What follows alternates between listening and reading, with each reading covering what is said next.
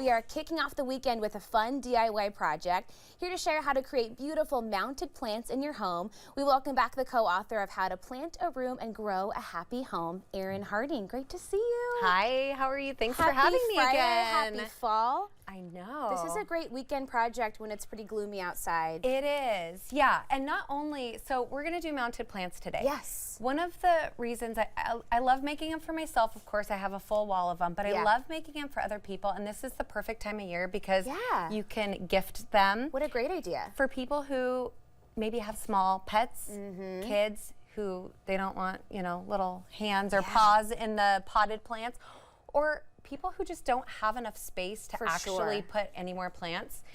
This is a perfect, and you can give one or you can give a few and create a really cool statement piece. What a great gift too. That's something functional, especially for those people that you can never figure out. They have everything they could ever need. This is adorable. It is. So we're going to do that really quick, and you don't need that many supplies. So you'll need a plant, and we'll talk about the types of plants in just a second. You'll need a piece of wood. Today we are going to be using simply fence post wood. You'll need a wire and a drill. I didn't bring the drill because I couldn't trust myself. Only one power tool. Right. I just couldn't trust myself, so I did the pre-work. Yes. You'll need some preserved moss. Okay. You'll need scissors and some fishing line. That's it. And that's it. Okay. Okay. So the first thing we're going to do is choose the plant. Now, the plants that work best for mounted plants are epiphytic plants. So what that means is these are plants that in their natural habitat, they actually grow on other plants or trees. Oh, interesting. So they don't need a whole lot of soil to grow anyway, so they make a perfect mounted plant. Awesome.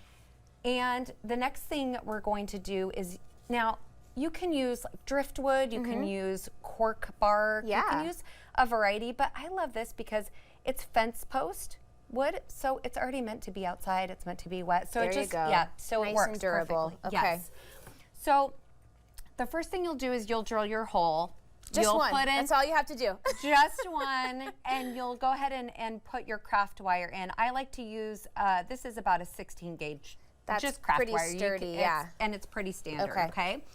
Now, we're going to loosen, we get a little messy here. Okay. It's always messy when I come. It's allowed. Okay. So we'll keep some of it on there, but we're going to pretty much remove the excess soil from the root ball here. Okay. Now we're gonna take some, I won't make you do this part, but I will need your help in a second. All right.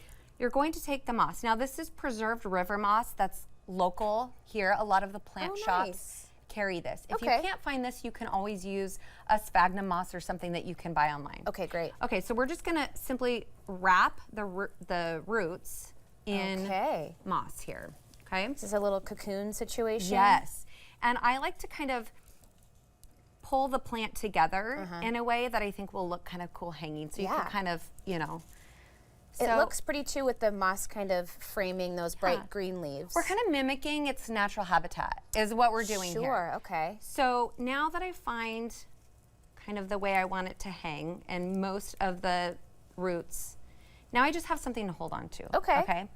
So we're going to just kind of take it and place it where we think it would look kind of fun. Now, you can do square like we have here. You can. Oh, that's cute too. Yeah, and you can do, so you can see these here, you can do any shape you kind of want. So we're gonna just place it on the board. Okay, here. I'm waiting, something magical is gonna happen, I think. Well, let's see. Okay, then we're just going to wrap the moss around and just kind of help it to stay put. Okay. But then this also, like you said, this makes just kind of a fun look to it. Yeah. It kind of looks like it's just, we're in nature here. Scenery backdrop. Yeah, we're in nature here. Cool. Okay, so once you find the area that you want to place it in, this is the fun part. Okay, it's really not the fun part, but you'll grab your fishing line here, and now I'm used to doing this one-handed because I've done so many of these. Sure. But you might need a partner if you're going to be doing this at home. Yeah, this looks challenging. So I just like to hold onto the wire here. Okay. And we just start wrapping, okay? And now the thing is you're not gonna hurt the plant or the roots at all, so you just have to wrap it tight. Okay. Because this is going to stay on here forever. Yeah. Well, for a long time. Yeah. We have some in our house that are probably 6 or 7 years old. Oh my goodness. And what's really cool about the epiphytic plants is that most of these actually bloom. Oh, cool. So most of these have really gorgeous blooms. That's a nice payoff too after you've given it as a gift. Right. You say, just you wait and see what happens. Exactly. Okay, so we're wrapping it all around the moss here. We're just tightening it up and we're making it. That's cool. I mean, you can't see. It's not going to be this easy your first time. I'm just I believe just you. telling you. Okay. So now we're creating a fun little sort of ball here. How fun is that? Yeah. And now the challenging part, and I'm going to hopefully do this without using my teeth because that's usually what I do. Okay, so we're just going to make sure it's super secure. All right. Okay, now once we're done, we're going to cut here. Beautiful. And we're just going to tie it here.